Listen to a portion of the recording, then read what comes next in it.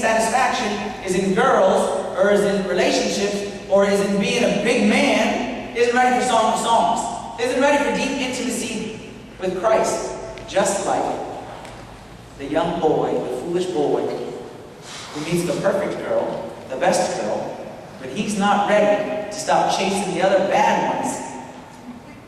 He's not ready for marriage with that girl. He's not ready. But I'm going to make an assumption. You're a good person.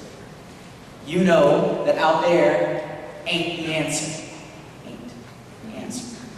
Because if you thought out there was the answer, you wouldn't be sitting here tonight. Something made you come here tonight. Something made you come here on Labor Day, back to school tomorrow, back to work tomorrow, hate your life tomorrow. Something made you come here tonight.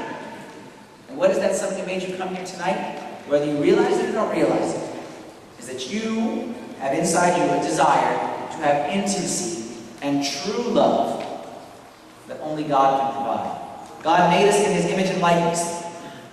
I always say, God, when He created us, put a piece of Him in us, okay? He put His Spirit inside of us. We're made in His image and likeness, and that is like a magnet, always trying to draw us back up to be with Him. And no matter how far we stray, we always drawn back, have intimacy with Him. That's why you're here tonight. So if you want to go deeper in your relationship with God, you want to know the Almighty more intimately, perfect book for you is Song of Songs. The Song of Songs uses an image of marriage. Okay? Song of Songs, okay, let's kind of go through the logistics of it. Has three characters. Okay? The beloved, the Shulamite, and the daughters of Jerusalem. We're going to leave aside the daughters of Jerusalem because for our purposes, we're not really here to study the book in depth as much as to get points from it. Daughters of Jerusalem is like a chorus. There's the beloved, and then there's the Shulamite.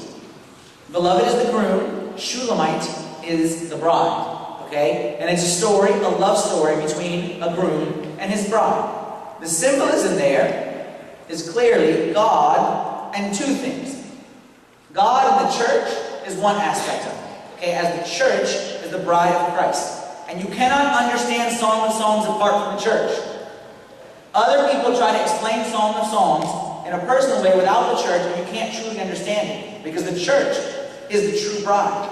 Okay? And we'll see that throughout. It's not just about the individual. But on the second hand, it's also about God's relationship to me and my soul. It's about the relationship between me and God. And the Bible uses a marriage to describe the relationship between me and God. Why does the Bible use marriage to describe me and God's relationship?